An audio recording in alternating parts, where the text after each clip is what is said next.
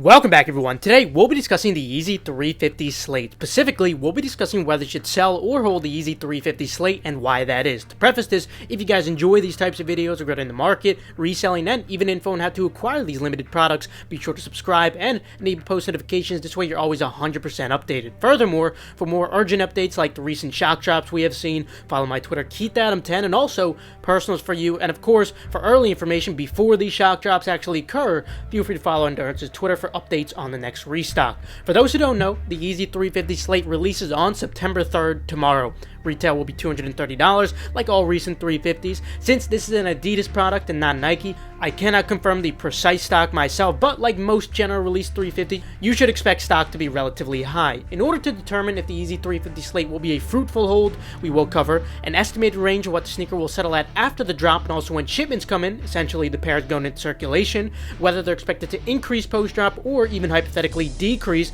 along with how much specifically over specific periods of time, and finally, what type of margin are we looking at for these in terms of holding. Not the retail to resale initial margin, but rather just the hold margin over X period of time. Basically, are these going to be worth your time, even if they do end up going up? Kicking it off, let's discuss the estimated range that these should be settling at. To begin with, as I mentioned earlier, I am expecting stock on these to be similar to other recent general release Yeezy 350s. In other words, relatively high stock still, but again, since it is Adidas, I can't 100% confirm for sure. As for demand, typically all striped Yeezy 350s do tend to have higher demand than most colorways, but the current bids don't look too impressive as of now, and pre-sale is already low as well. Sale volume is quite high for these, which is good, but again, it's all around very low pre-sale rates, making it not so impressive at all. Hence, I'm only expecting these to remain profitable for about lunch money with a poor margin if you have no tax, and not really profitable at all if you do have tax in your state, unless you do have local buyers where you could avoid seller fees.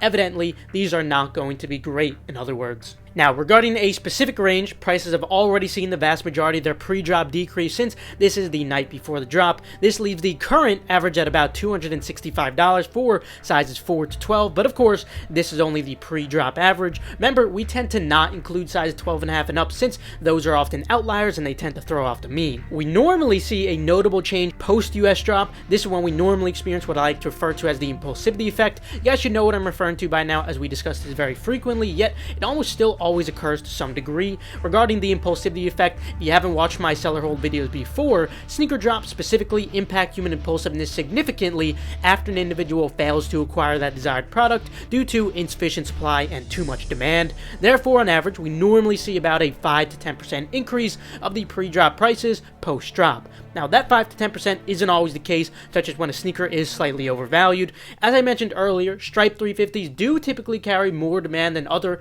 colorways of 350s. However, this isn't really being reflective in the pre-sale right now. Rather, the pre-sale is looking just as low as any other colorway would be.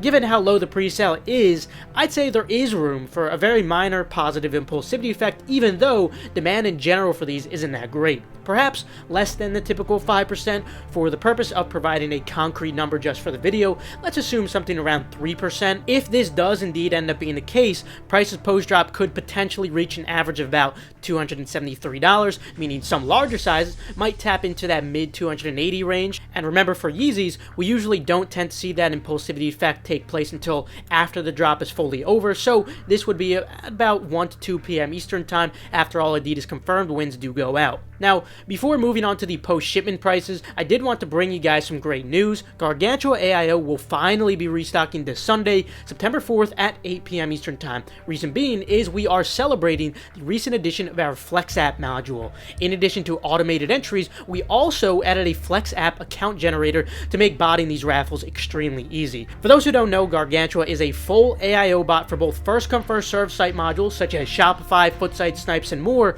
as well as numerous raffle modules too. We even have tons of bonus features for free, like automation modes for restocks, queue bypass modules, free food generators, and much more. And you get all this for just $49.99 and then $33.99 per month, after making it one of the most affordable AIO bots. So again, the restock will be on the Gargantua_AIO Twitter this Sunday, September 4th at 8 p.m. Eastern Time. But moving on, now let's discuss what prices for the Yeezy 350 slates will look like when shipments go out in that 1 to 2 week range. During this period, the vast majority of pairs will be going into circulation.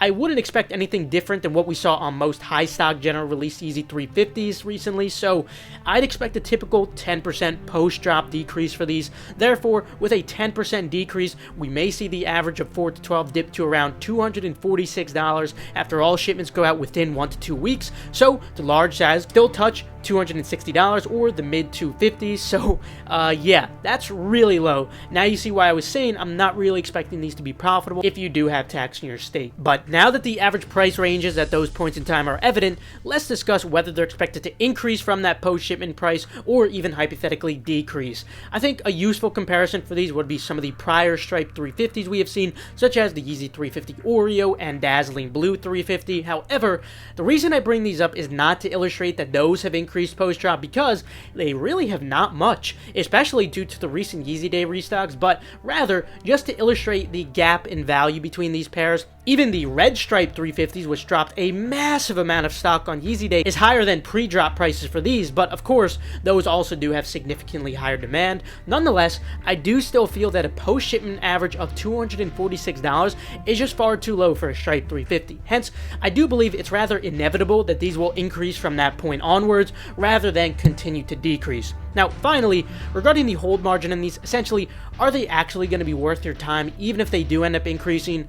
So, again, while I do expect these to increase, remember when I was bringing up those prior pairs, I wasn't exactly mentioning that those increased much over time. Just like these, I don't really expect them to increase too much over time either. Definitely not more than the others that I've just compared them to. But the primary reason that there is room for these to increase is rather just because the post-shipment average is so extremely low. And that isn't exactly an ideal reason why you would intend on holding something. Long term, there really isn't anything notable about these, not to mention Yeezys are also always at risk of being randomly restocked. However, I should also mention that I'm not even factoring in any macroeconomic conditions that might affect the shoe. These videos that I make for Seller Hold are solely examining the product without a macro variable. However, I do still suggest watching this video right here, because perhaps it might not be the most ideal for you to hold most shoes in general for around the next year or so, but regardless of that, I have rated these a 5 out of 10 hold, essentially just about average. Again, what's really saving these from a 3 to 4 out of 10 rating is purely the fact that they are so low in value for a Stripe 350,